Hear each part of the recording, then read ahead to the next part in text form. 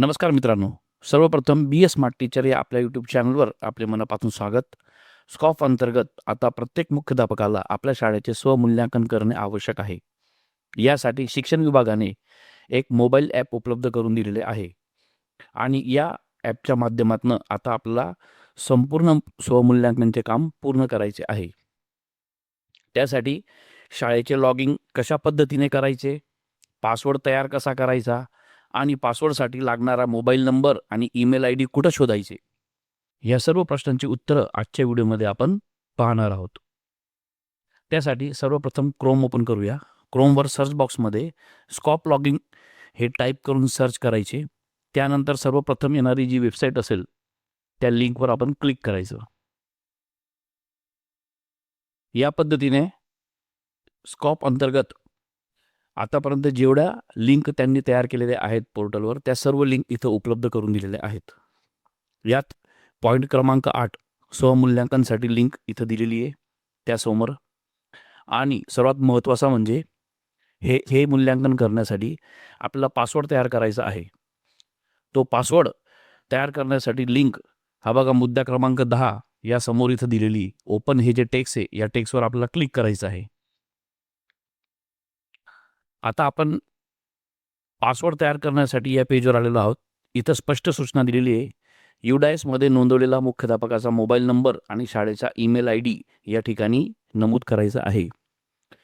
मित्रांनो, ज्या शिक्षकांची शाळेवरनं बदली झाली आहे किंवा शाळेवर काही नवीन शिक्षक आणले असतील, त्यांना मोबाईल नंबर कोणता रजिस्टर आहे तो माहिती नसतो. मोबाईल नंबर एक वेळेस कळाला तर ईमेल आय डी माहिती नसतो. मग ही माहिती आपल्याला कुठून मिळवता येईल?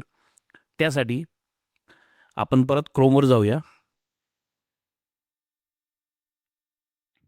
आणि क्रोमवर सर्च बॉक्समध्ये युडायस डिरेक्टरी लॉगिंग, ज्या ठिकाणी स्कूल डिरेक्टरी मॅनेजमेंट हा पर्याय आपल्याला दिसेल त्या लिंकला क्लिक करायचं आहे. त्यानंतर या ठिकाणी आपला युडायस आय डी पासवर्ड टाकायचा आहे.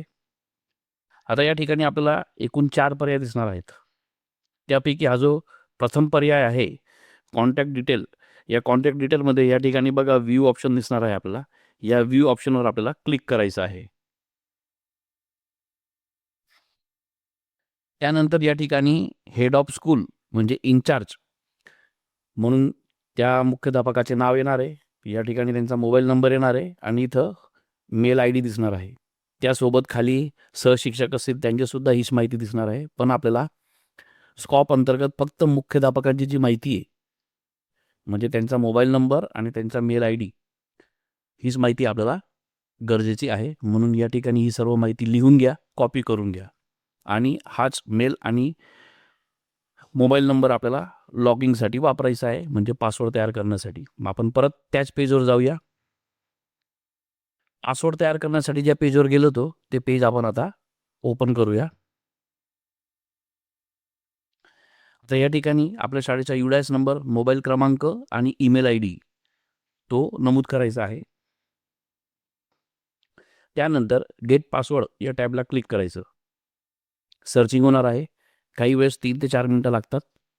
त्यानंतर या ठिकाणी आपल्याला एक OTP प्राप्त होणार आहे 4 अंकी. हाच OTP आपला यापुढील पासवर्ड म्हणून आपल्याला या सिस्टीममध्ये वापरायचा आहे. आता आपण पासवर्ड तयार केला. या पुढील प्रक्रिया असणार आहे ती लॉगिंग करायची. त्यासाठी मोबाईलमध्ये प्ले स्टोअर ओपन करा आणि स्कॉप ॲप हे नाव लिहून तिला जे ॲप्लिकेशन येणार आहे ते डाउनलोड करून घ्या. आता हे ॲप ओपन करा. या ठिकाणी युडायस नंबर टाका. त्यानंतर नेक्स्ट बटनला क्लिक करा. परत ईमेल ॲड्रेस टाका. नेक्स्ट या बटनाला क्लिक करा. मोबाईल क्रमांक टाका. नेक्स्ट या बटनाला क्लिक करा. आता या ठिकाणी सक्सेसफुली आपण लॉगिन केलेलं आहे. या ठिकाणी शाळेचं नाव, युडायस नंबर, मुख्याध्यापकाचे नाव आणि बाकी ॲड्रेस ही सर्व माहिती इथं दिसणार आहे. त्यानंतर इथं 2 स्टेप दिसणार आहेत. सर्वात पहिली स्टेप या ठिकाणी आपल्याला हे स्वमूल्यांकन सुरू करण्यासाठी स्टार्ट बटन इथं दिसणार आहे. त्यानंतर खाली स्टेप्स, त्यानंतर दुसरी स्टेप असणार आहे ती म्हणजे फायनल सबमिशन. जोपर्यंत पहिली स्टेप पूर्ण होत नाही तोपर्यंत ही दुसरी स्टेप ॲक्टिव्ह होणार नाही. त्यानंतर एक महत्त्वाची गोष्ट, या ठिकाणी कॉर्नरला इथं आपला लँग्वेजचं एक चिन्ह दिसत आहे. या ठिकाणी आपण क्लिक केले तर सर्व माहिती मराठीत दिसणार आहे. आता मूल्यांकन सुरू करा या ठिकाणी क्लिक करा. आता या ठिकाणी एकूण मानकांची संख्या 128, त्यापैकी आपण किती आतापर्यंत भरलेत 0, किती बाकी आहेत ते 128 या ठिकाणी गुण असतील. या ठिकाणी मानक क्रमांक 1, 2, 3 याप्रमाणे 128 मानकांची लिस्ट आपल्या समोर इथं दिसणार आहे. आपल्याला हे सर्व मानक भरायचे आहेत. मी उदाहरण म्हणून मानक क्रमांक 1 यावर क्लिक करतो. या ठिकाणी मानक क्रमांक 1 आपल्याला इथं वाचायला मिळणार आहे. त्या अंतर्गत 4 स्तर इथं दिसतील. त्यापैकी उचित स्तर जो आपल्या शाळेला लागू होत असेल तो स्तर आपल्याला सिलेक्ट करायचा आहे. आता मी स्तर क्रमांक 3 सिलेक्ट करतो. हा पर्याय जो होता स्तर हा हायलाईट झालेला आहे आणि त्यानंतर खाली पुरावे म्हणून इथं बघा काही टॅब ओपन झालेले आहेत. तर या ठिकाणी आपल्याला सदर स्तराशी संबंधित जे फोटो आहेत ते फोटोची लिंक इथं अपलोड करायची आहे.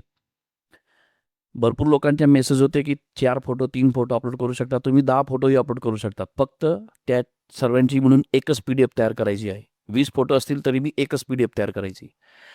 ते गुगल ड्राईव्हवर अपलोड करायचे आणि त्याची लिंक इथं आपल्याला पेस्ट करायची आहे. लिंक पेस्ट करण्यासाठी आपल्याला पेस्ट प्रूफ या ठिकाणी क्लिक करावं लागेल. या ठिकाणी ऑटोमॅटिक आपली लिंक पेस्ट होणार आहे आणि त्याचनंतर इथं बघा सबमिट हे बटन हायलाईट झालेलं आहे. आता या ठिकाणी सबमिट या बटनावर क्लिक करायचं आहे. मानक क्रमांक 1 बघा हा वेगळ्या रंगामध्ये आपल्याला दिसत आहे आणि इथं चेकबॉक्सवर क्लिक झालेलं आहे, म्हणजे हा मानक क्रमांक 1 आपण भरून पूर्ण केलेला आहे. याचप्रमाणे मानक क्रमांक 2, 3, 4 असे संपूर्ण मानक आपल्याला भरायचे आहेत. आता आपण बॅक बटनाला क्लिक करूया. तर या ठिकाणी स्वमूल्यांकन अंतिम करा हा जो दुसरा पर्याय होता ही टॅब ॲक्टिव्ह झाली नाही, कारण की आपण 128 मानकं अजून पूर्ण केलेली नाहीत. ज्यावेळेस तुम्ही 128 मानकं पूर्ण करणार त्यावेळेस या पद्धतीने ही टॅब ॲक्टिव्ह होईल आणि फायनल सबमिशनसाठी आता आपल्याला सुरू करा या ठिकाणी क्लिक करावं लागेल. त्यानंतर मग मुख्याध्यापकांना हमीपत्र द्यावं लागणार आहे, म्हणजे तिथे एक हमीपत्र दिसेल, ते हमीपत्र वाचून घ्यायचं आहे आणि मूल्यांकन अंतिम करा या टॅबवर क्लिक करायचं आहे. एक सूचना लक्षात घ्या, जोपर्यंत आपण अंतिम मूल्यांकन म्हणजे फायनल सबमिशन करत नाही तोपर्यंत आपण कोणताही डाटा, कोणताही पुरावा, कोणताही स्तर चेंज करू शकतो, बदल करू शकतो. एक वेळेस फायनल सबमिशन झाले की मग आपल्याला बदल करता येणार नाही. मग आता इथं आपण फायनल सबमिशन केलं, बॅक बटनावर क्लिक केलं. आता या ठिकाणी पहा, भरलेली माहिती आपल्याला पाहायची असेल तर व्ह्यू या बटनावर क्लिक करू शकतात. आपण संपूर्ण भरलेली माहिती पाहू शकणार आहात.